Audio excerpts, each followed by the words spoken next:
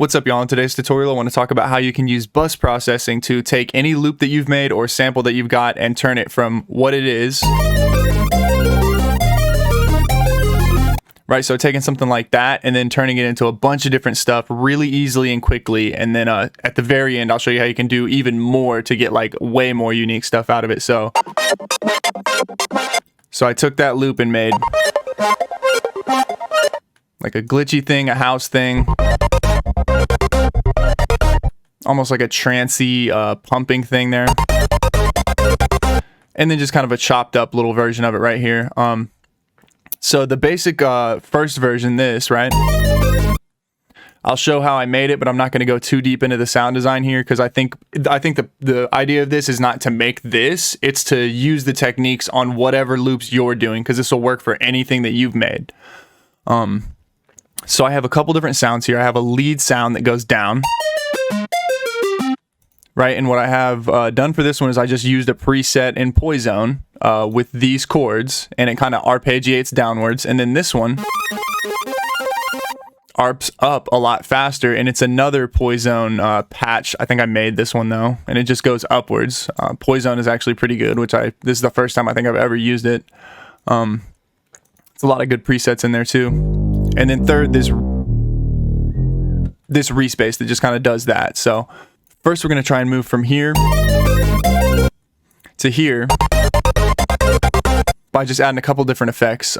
So we'll start with the Reese, and the first thing that I've done to this Reese is added a volume shaper, just to give it that slow quarter pump, and then saturation and a trance gate. Right, getting it nice and fat. And then I have the kilohertz trance gate with I think this is just the default preset. I might have changed the resolution from 30 seconds to 16ths. Right, so we're getting that pump that I have on the other one as well. So then we'll move on to the next piece, which is these two. And as you can see, my Reese is bussed into the master because I have reverb in my send channel here. And then my lead and ARP are both going into this channel. So the first thing that I did was put this is basically a hybrid of a delay mixed with a reverb. Again, using a preset on here, so I'm not even doing that much intensive work to get that sound out of it. And then next I add this fruity send. And what the send does is this send links its dry volume knob to this little automation right here, which is actually going at the exact same pattern as the other one, right? So 2 hits and then a long hit, 2 hits and then a long hit. And then I have an OTT on it, brightens it up, and then an EQ that's just kind of doing some cutting and moving around there. So that's our first basic thing. So I'm basically washing these high-end synths out with some reverb and delay, and the low end I'm just bypassing that reverb. So then next, I will show the way that I got this rhythm here when I was trying to design how I wanted my trance gating volume thing to go. I just put in a reference beat.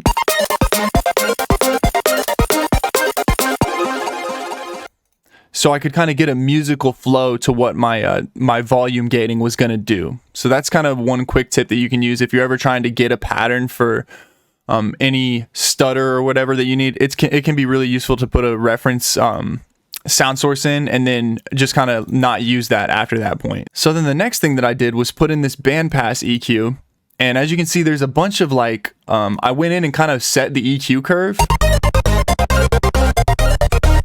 just to accentuate what sounded good to me. So the low end's up a little bit, the mid where this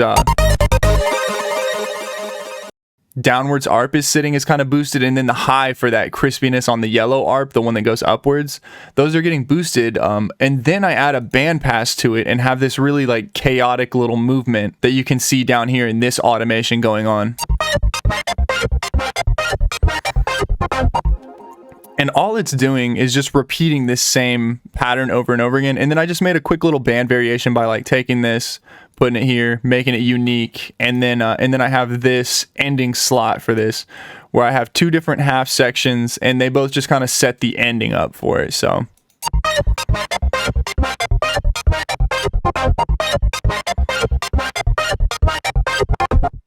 right? So just giving it some kind of uniqueness towards the end and some variation to that.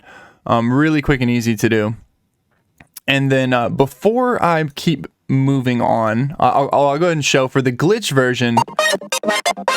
I wanted to cut that low end out just so I had kind of space, but you can leave it in. It works well both ways. It might even sound better with the low end in. And then I have this fruity delay here that I've added to it.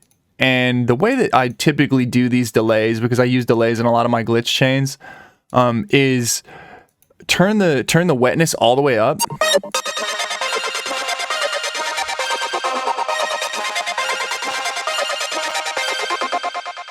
And then just mess with the settings until you get something that sounds good with no dryness and full wetness. And I kind of changed the tone here, and I have it set to eighth notes, I think. And so then by doing that, I know that whenever I turn this knob on, which is going to turn only wet, no dry, so it goes from all dry to only wet, it's going to sound good because it sounds good with it on. So whenever I can sweep it in here, I kind of have an idea that it's going to still sound good and it's going to add something interesting to that section. And so then when I turn the wetness on,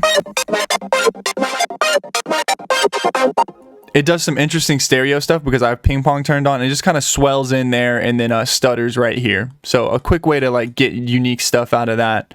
And then lastly, I ran it through a compressor, and that's just to glue it together, right? So that's kind of how I think about that. And then the other thing that's cool is if you just go in here and change the filter type. So this one, when I made this, it's a low pass that slowly fades up, right? So you got to imagine in here, it's not a band pass, right? It's a low pass filter that instead of going like those really chaotic movements, it's slowly sweeping up, and you can hear, you can hear that. And then I have another variation where instead of going up slowly, it's like a house pump.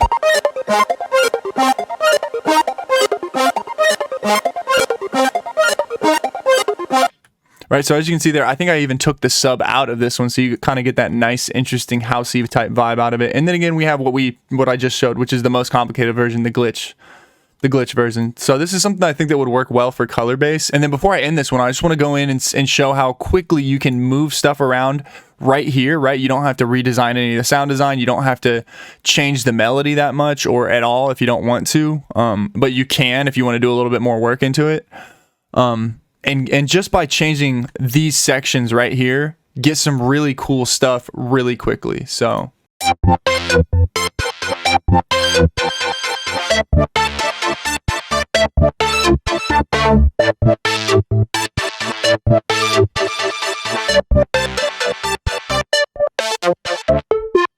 right, so the only things that I did here was I slowed the BPM.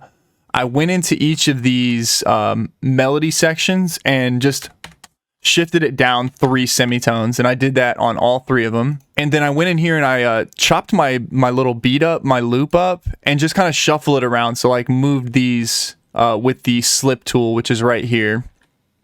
Right, so just kind of moved my stuff around, and you can do this almost randomly since it's all in the same key. Like I don't even have to think too much about this. I'm just gonna.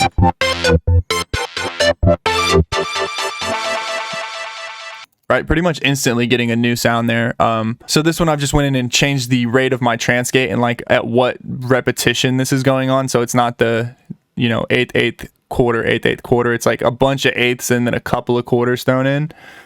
And then you can even use emptiness sections too to add something to this. I didn't change my bandpass at all, and then I just added a little bit extra delays in there, right? Not extra delays in the plugin, but just more automation delays. Right, so it's kind of like one of those things where if you put, it's like nutrition or whatever. If you're putting good stuff in, you're gonna get good stuff out. And so with that being shown, like now I have a bunch of cool sound design that I can open up a project and just kind of put this in and have a good melodic starting point and unique, interesting stuff that's like inspiring to work off of. So I'll probably be putting this into sample packs. I might even make a template pack as far as like FL Studio preset templates that you can use just for sound design that you don't even have to, you know, it's not gonna be like a project file. I mean, it would be that, but it would also just be a project file that you can use for your own sound design. So with that being said, y'all, thank you for watching. I will see y'all in the next one.